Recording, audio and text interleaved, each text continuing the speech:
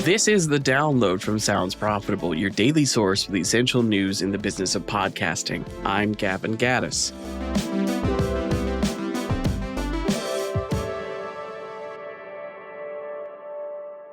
Here's what you need to know for today, Thursday, April 24th. First up, the Theater of the Mind building Stickier podcasts. Latest data from the advertising landscape finds ad-supported podcasts have reached 31% monthly usage by Americans 18 plus, putting the medium ahead of Snapchat, X, and several other platforms a layperson would presume to be bigger than podcasting.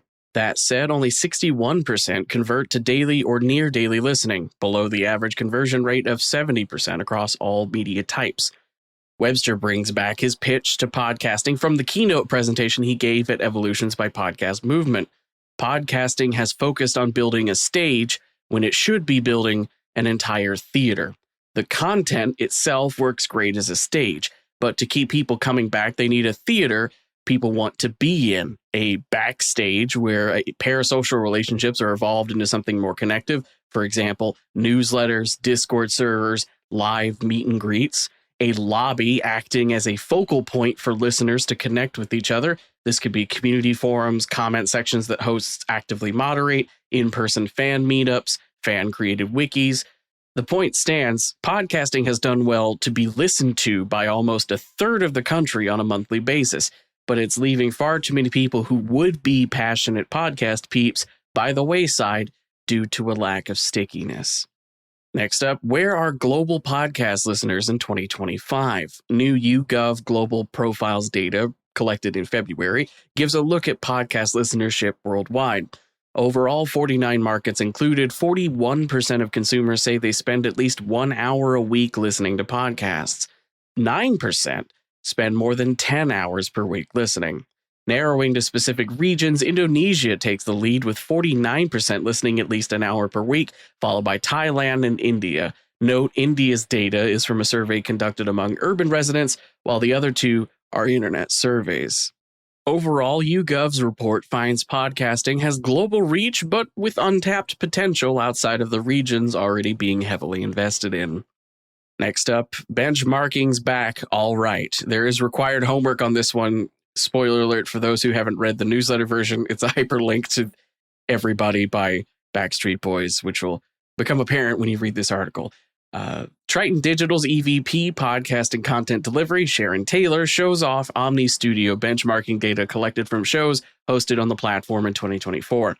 News takes home the gold for most downloaded category, pulling in 25.4% of downloads. Comedy is in second place, 13.3%, and sports takes third, 12.6%. When looking at all the categories, the 12-month benchmark data shows a quote-unquote good amount of downloads for an episode in its first 30 days for a top 1% podcast is 39,094. To be in the top 50%, an episode just has to crack 85 downloads. The benchmarks then zoom into popular genres and regions to take a look at the top percentile download performance, showing the pressure to qualify for top brackets eased in 2024. For example, it's 10,000 downloads easier to crack into the top 1% of podcasts in North America than it was in 2023. And for our final top story, Cumulus to stop trading shares on NASDAQ in May. Broadcaster Cumulus Media will stop trading on the NASDAQ stock exchange effective May 2nd, selling stock exclusively through the over-the-counter market. The voluntary removal comes after a warning letter from NASDAQ officials citing the company would be removed in early May if their per-share price did not hit the required threshold of $1 after trading below that since October. A Cumulus spokesperson told The Desk the company has opted to avoid the expense of developing a plan to remain on the NASDAQ by voluntarily pulling their stock.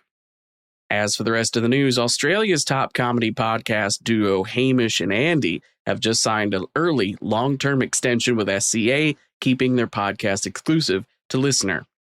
AdWanted UK has published Media Pulse Podcasts, a white paper showing the state of podcasting in the UK using a mix of recent research and AdWanted data. This also includes a section from our very own Tom Webster, by the way.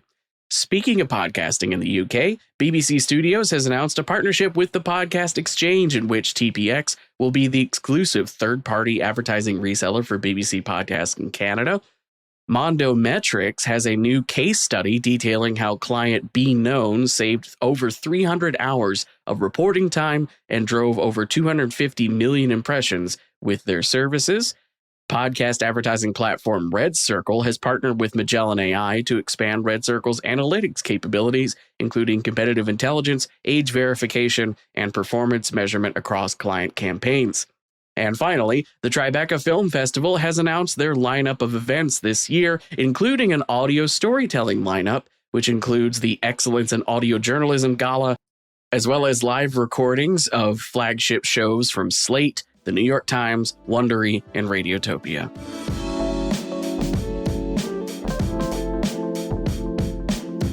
Be sure to check out the link to every article mentioned right in your podcast listening app or at soundsprofitable.com, where you can also subscribe to get the newsletter version. The download is written and produced by Brian Barletta, myself, and Tom Webster.